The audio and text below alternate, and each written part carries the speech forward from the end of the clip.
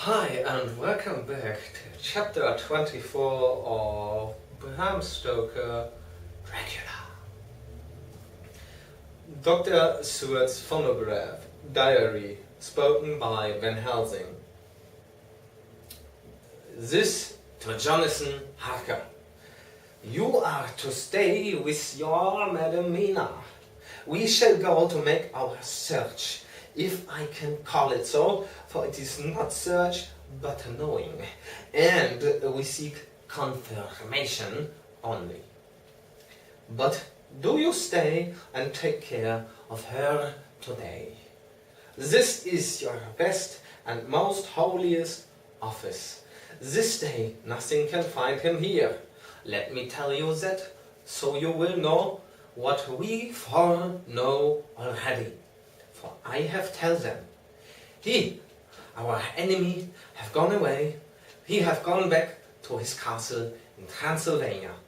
I know it so well, as if a great hand of fire wrote it on the wall.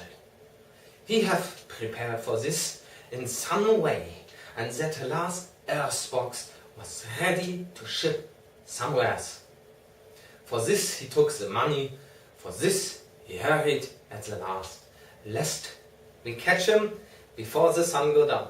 It was his last hope, save that he might hide in the tomb, that he think poor Miss Lucy, being as he thought like him, keep open to him.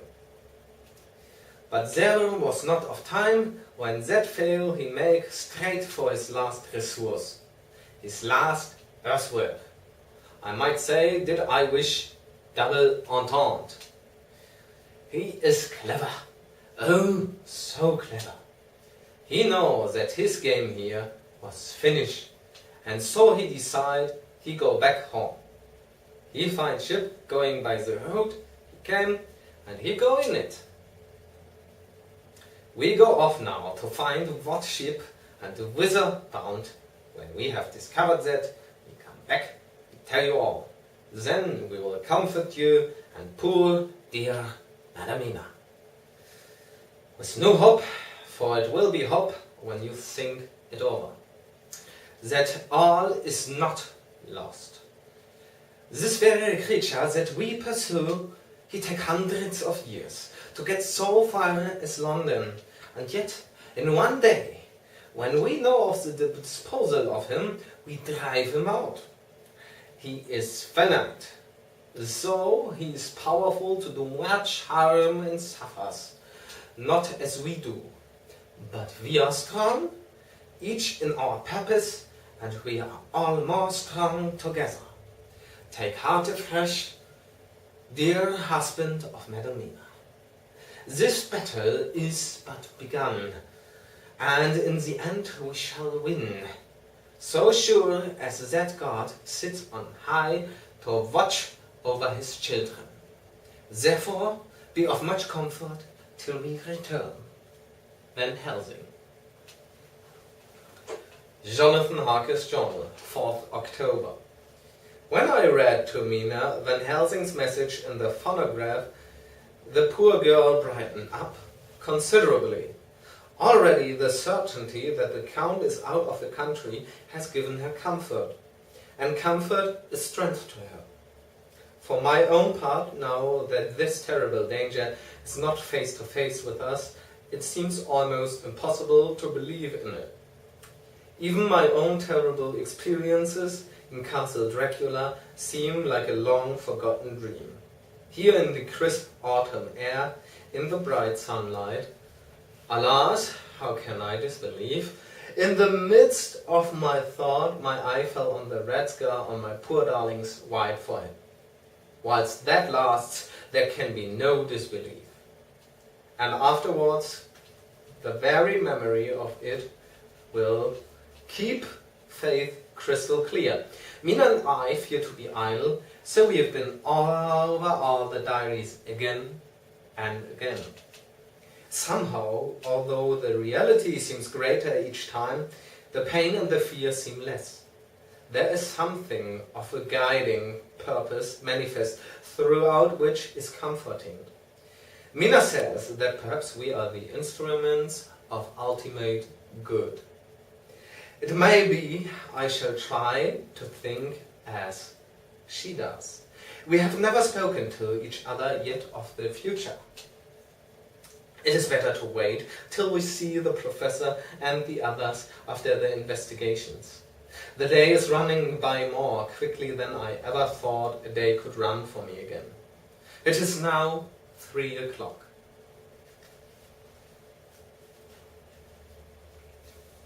Let's see, airplane.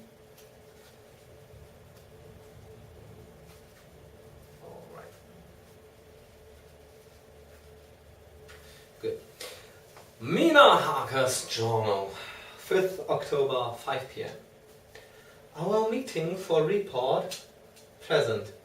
Professor Van Helsing, Lord Godalming, Dr. Stewart, Mr. Quincy Morris, Jonathan Harker, Mina Harker. Dr. Van Helsing described what steps were taken during the day to discover on what boat and whither bound Count Dracula made his escape. As I knew that he wanted to get back to Transylvania, I felt sure that he must go by the Danube mouth or by somewhere in the Black Sea, since by that way he came. It was a dreary blank that was before us, omne ignotum pro magnifico. And so with heavy hearts we started to find what ships leave for the Black Sea last night. He was in sailing ship, since Madam Mina tells of sails being set. This is not so important as to go in your list of the shipping in the Times, and so we go by suggestion of my Lord Godalming to your lords, where are not of all ships that sail, however so small. There we find that only one Black Sea bound ship go out with the tide. She is the Tsarina Catherine, and she sailed from Doolittle Wharf for Varna, and thence on to other parts and up the Danube. So, said I, this is the ship whereon is the Count. So off we go to Doolittle's Wharf, and there we find a man in an office of wood, so small that the man looked bigger than the office. From him we inquire of the goings of the Tsarina Catherine. He swear much, and he red face and loud of voice, but he good fellow, all the same. And when Quincy gave him something from his pocket, which crackle as he rolled it up, and put it in a so small bag, which he had hid deep in his clothing, he still better fellow and humble servant to us. He come with us and ask many men, who are wrath and hot. These be better fellows too, when they have been no more thirsty. They say much of blood and blue, and of others which I comprehend not. Though I guess what they mean, but nevertheless they tell us all things which we want to know. They make known to us among them how last afternoon at about 5 o'clock comes a man so hairy, tall man, thin and pale, with high nose and teeth so white, and eyes that seem to be burning. That he be all in black, except that he have a head of straw which suit not him or the time. That he scatter his money in making quick inquiry as to what ship sails for the Black Sea and for where. Some took him to the office and then to the ship, where he will not go aboard but hauled at shore end of gangplank and asked that the captain come to him. The captain come? When told that he will be paid well, and though he swear much at the first, he agree to turn. Then the thin man go, and someone tell him where horse and cart can be hired. He go there, and soon he come again, himself driving cart on which is a crate box. This he himself lift down, though it takes several to put it on trap for the ship. He give much talk to captain as to how and where his box is to be placed. But the captain like it not, and swear at him in many tongues, and tell him that if he like, he can come and see where it shall be. But he say no, that he come not yet, for that he have much to do. Whereupon the captain tell him that he had better be quick with blood, for that his ship will leave the place of blood before the turn of the tide with blood.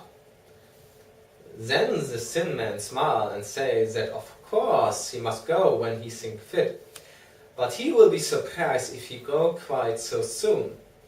The captain swear again, polyglot, and the Sin Man, and make him bow and thank him and say that he will so far intrude on his kindness as to come aboard before the sailing. Finally the captain more red than ever, and in more tongues tell him that he doesn't want no Frenchman, with bloom upon them, and also with blood in his ship, with blood on her also. And so, after asking where there might be close at hand a ship where he might purchase ship's form, he departed. No one knew where he went, or bloomin' well cared, as they said, for they had something else to think of, well, with the blood again.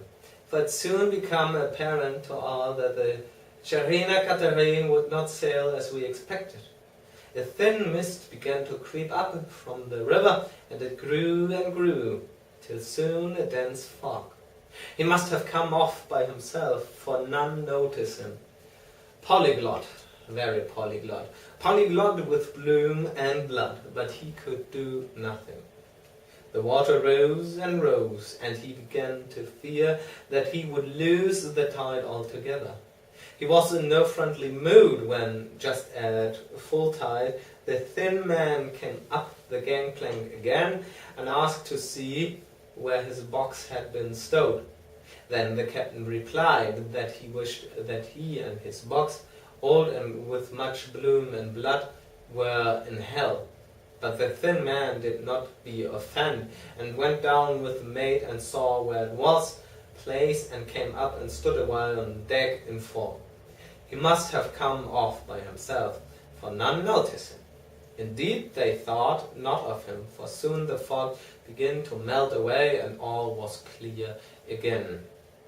My friends of the thirst and the language that was of bloom and blood laughed as they told how the captain's wares exceeded even his usual polyglot, and was more than ever full of picturesque when, on questioning other mariners who were in movement up and down the river that hour, he found that few of them had seen any of fog at all, except where it lay round the wharf. However, the ship went out on the ebb tide, and was doubtless by morning far down the river mouth. She was by then, when they told us, well out to sea.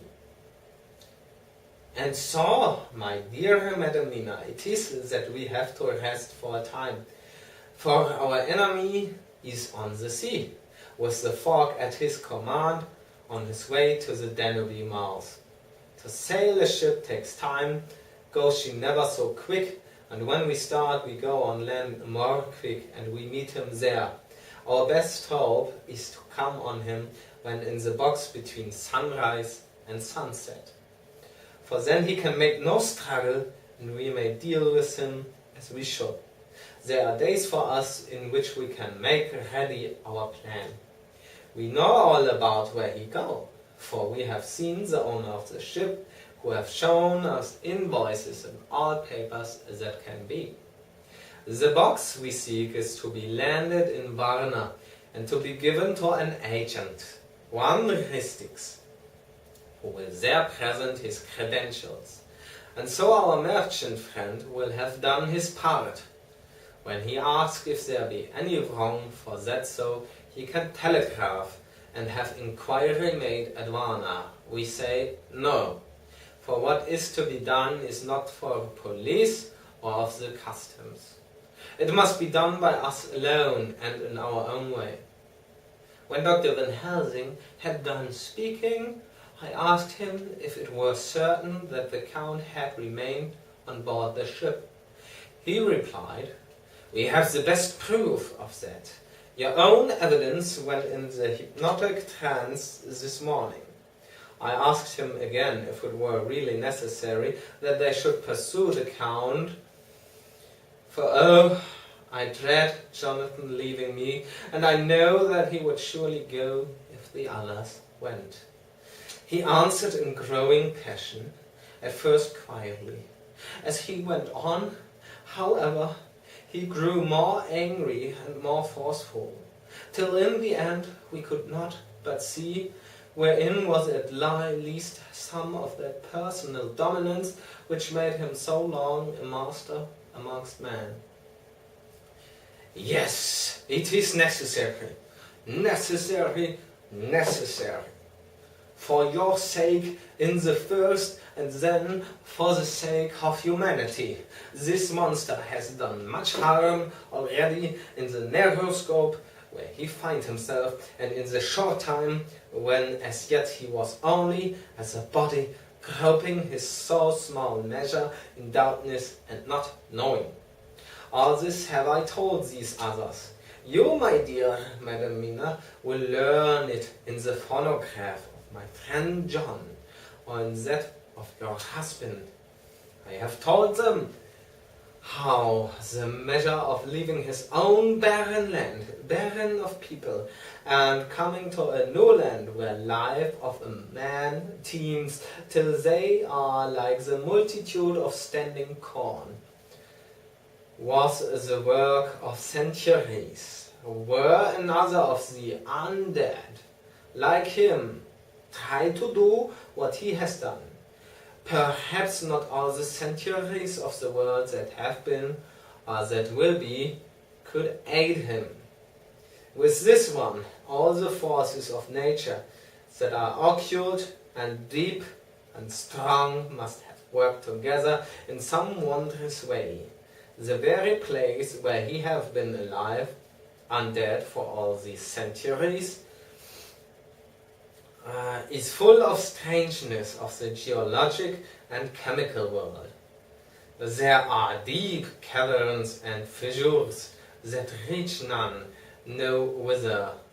There have been volcanoes, some of whose openings still send out waters of strange properties, and gases that kill or make to vivify. Doubtless there is something magnetic or electric in some of these combinations of occult forces which work for physical life in a strange way, and in himself were from the first some great qualities. In a hard and warlike time he was celebrated that he have more iron nerve, more subtle brain, more braver heart than any man. In him some vital principle have in strange way found their utmost, and as his body keeps strong and grow and thrive, so his brain grow too. All this without that diabolic aid which is surely to him, for it have to yield to the powers that come from and are symbolic of good. And now this is what he is to us. He have infect you, forgive me, my dear, that I must say such, but it is for good of you that I speak. He infect you in such wise that even if he do no more, you have only to live in your own old sweet way, and so in time, death, which is of man's common lot, and with God's sanction, shall make you like to him. This must not be. We have sworn together that it must not. Thus are we ministers of God's own wish, that the world and men for whom his Son died will not be given over to monsters whose very existence would defame him. He hath allowed us to redeem one soul already, and we go out as the old knights of the cross to redeem more. Like them, we shall travel towards the sunrise, and like them, if we fall in good cause. He paused, and I said, but will not the Count take his rebuff wisely? Since he has been driven from England, will he not avoid it as a tiger does the village from which he has been hunted? Aha, he said, your simile of the tiger good for me, and I shall adopt him. You're a man-eater, as they of India call the tiger, who has once tasted blood of the human, care no more for other prey, but prowl unceasing till he get him. This that we hunt from our village is a tiger too, a man-eater, and he never ceases to prowl. Nay, in himself he is not one to retire and stay afar. In his life, his living life, he go over to the Turkey frontier and attack his enemy on his own ground. He be beaten back, but did he stay? No. He come again, and again, and again. Look at his persistence and endurance. With the child brain that was to him, he have long since conceived that idea of coming to a great city. What does he do? He find out the place of all the world most of promise for him. Then he deliberately set himself down to prepare for the task. He find in patience just how is his strength and what are his powers. He study new tongues, he learn new social life, new environment, of all the ways, the politic, the law, the finance, the science, the habit of a new land and a new people who have come to be since he was. His glimpse that he have had whet his appetite only and keen his desire. Nay, it helped him to grow as to his brain, for it all proved to him how right he was at the first in his surmises. He have done this alone, all alone, from a ruined tomb in a forgotten land. What more may he not do when the greater world of thought is open to him? He that can smile at death, as we know him, who can flourish in the midst of diseases that kill off whole peoples. Oh, such an one was to come from God, and not the devil.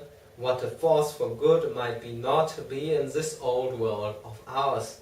But we are pledged to set the world free. Our toil must be in silence, and our efforts all in secret. For this enlightened age, when men believe not even what they see, the doubting of my wise men believe not even what they see. The doubting of my wise man would be his greatest strength.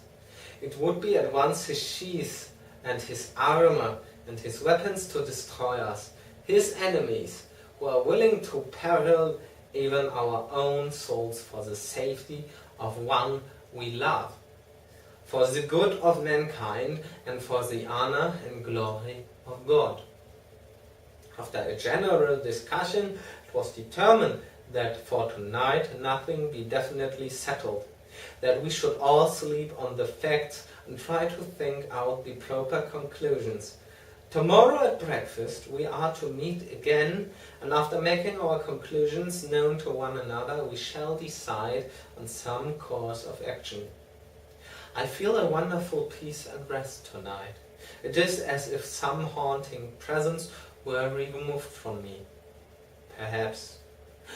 My service was not finished, could not be, for I caught sight in the mirror of the red mark upon my forehead, and I knew that I was still unclean.